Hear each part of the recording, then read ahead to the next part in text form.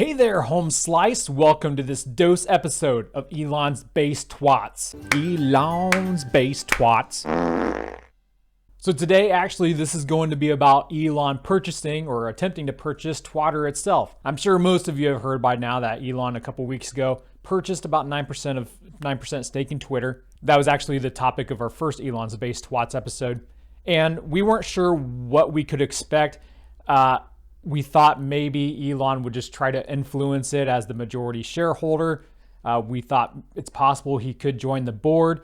Elon even kind of alluded to that in one of his memes of himself. However, over the weekend, Elon made it abundantly clear to everyone, especially to Twitter, that he had no intention on accepting their offer for him to join their board. And this was actually good news for those of us who are free speech absolutists or advocates. And that's because if he had joined the board, he would have been limited both in his influence, but also how much Twitter stock he could purchase. It was like capped at almost 15%.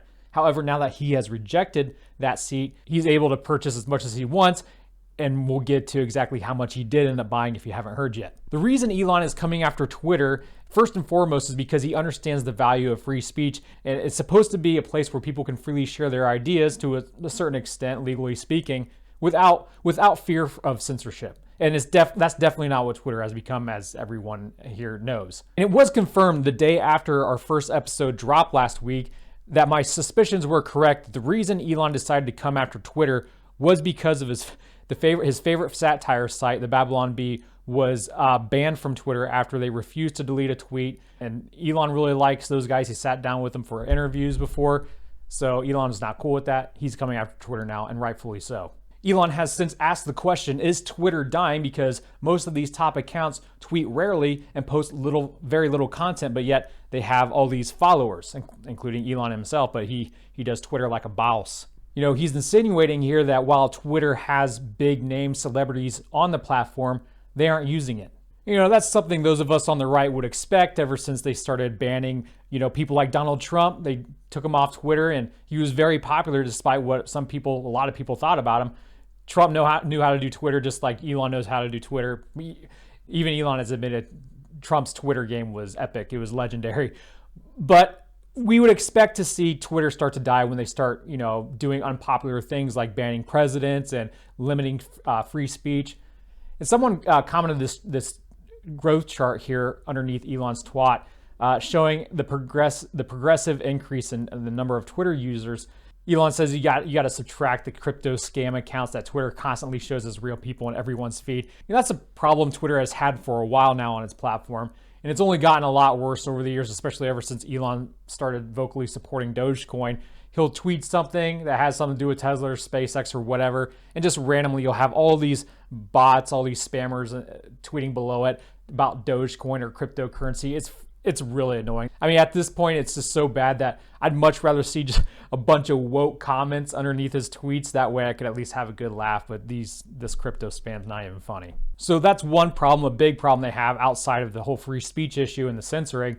And Elon got around to eventually confirming that if he's in charge, or if he ever was in charge, he would put a verify system in place that would massively expand the verified pool and make bot armies too expensive to maintain. So yay for both of those.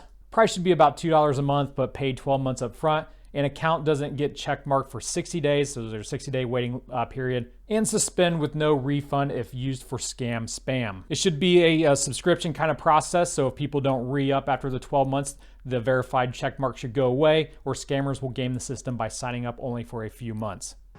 Damn it, I just love it so much. A huge issue, if not the biggest issue we have as a society or a culture right now, is that nobody trusts anyone. Not our government, not politicians, but especially not the media. So Elon tweeted this chart from YouGov, who took sample polling from Democrats, Republicans, and just US adults in general about how much they trust media organizations. And the most trustworthy source of news was the Weather Channel, and they only got about half the US adult population to back them. But I'm personally disturbed with this chart from a different kind of perspective than I guess a lot of people would be. After the Weather Channel, it starts with PBS, the Public Broadcasting Service. Who the hell, obviously Democrats, but who the hell really trusts PBS? And they are heavily biased to the left, just like the next dozen sources right below it. It's the BBC, CBS, ABC. ABC were the ones that covered up the Jeffrey Epstein story, by the way.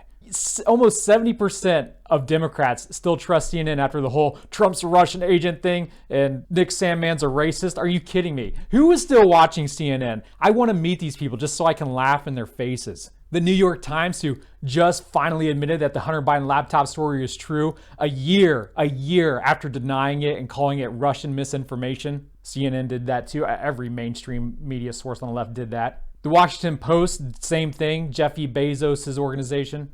At least MSNBC is about right where it should be. So in response to Elon's tweet here, some people were kind of combining it with Elon's ambitions to take over Twitter and kind of implement some sort of rating system so people could understand, what's fake news or how much of it's fake news. And Elon responded, fake news purveyors would have hysterics if they did something like that, but a rating system would improve quality of news greatly. But I hesitate with this because who gets to control the rating system? Who gets to decide how much something is fake news? Fact checkers? We all know how well that's worked out so far. When fact checkers claim that they're the end all be all of truth, but when they're taken to court for their own misinformation, they admit, because their back's up against the wall and they don't want to have to pay out large sums of money, they'll admit, oh no, our fact checks are actually opinion. So who are the people that we give this power to and say, yes, this is this much of truth, this is this much false? I guess the best case scenario is you give that power to everyone and everyone gets to vote.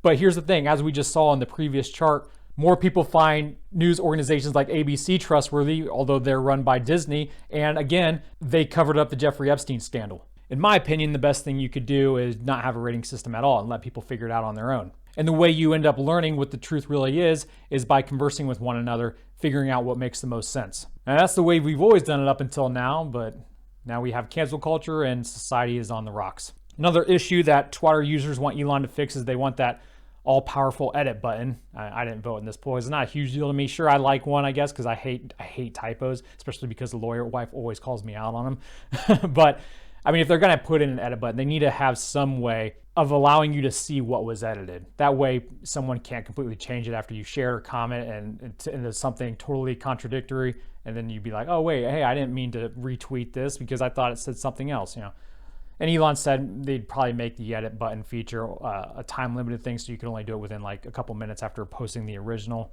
Elon said that he was serious about converting Twitter headquarters in San Francisco into a homeless shelter. And here's the thing, the progressives on the far left love to tout themselves as the defenders of the less fortunate, of the poor, even though they enable homelessness and crime to rise in California, and it's not doing them any favors. The defund of the police to raise crime in inner cities, which hurts minority communities. And yes, that was the Democrat platform after BLM started burning down cities. And don't let them lie to you. They just know how unpopular it is now, so they're trying to blame it on the GOP so they don't get completely spanked in the election coming up this year, but they will. Jeffy Bezos actually does this with a portion of their HQ.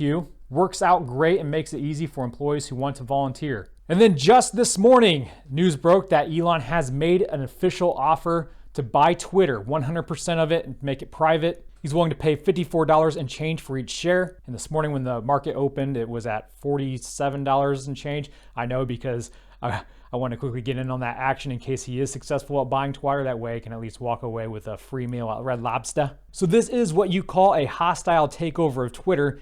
Elon's not messing around. He said this is his best and final offer. He wants to acquire the entire company, run it like he does Tesla and SpaceX. He will be the all-powerful chieftain. Now, Twitter does have a couple of different ways they can respond. They can reject his offer, and if they do that, they'll probably end up getting sued by some of their shareholders because that might not be what's in the best interest of the company. They can sell their company to somebody else. Good luck finding someone who's not the world's richest man who can afford that. This is going to cost Elon about $40 billion or so to do this. Elon's worth like $260 billion right now, so he can't afford it. It's a pretty big chunk of his change, but I mean, hey, free speech is worth it, right? Obviously, he thinks so. Or they could just straight out sell to him, and hopefully Elon will clean house. I don't know how much he'll really have to, though, because a lot of Twitter employees have been on edge ever since Elon declined the board seat because they knew what that means. So a lot of Twitter employees, I guess behind the scenes I'm hearing, are freaking out, and a lot of them are gonna go willfully if he takes over, which wouldn't be a bad thing. It just so happens that Elon had an interview with TED Talks today, And this is what he had to say about the news. Well, I think it's very important for there to be an inclusive arena for free speech. It's just really important that people have both the reality and the perception that they are able to speak freely within the bounds of the law. Now, if for whatever reason Twitter decides to reject Elon's bid, then Elon does have a plan B in place, but he decided he's not going to share that with us. If you are not successful in, the board does not accept your offer, you've said you won't go higher, is there a plan B? There is.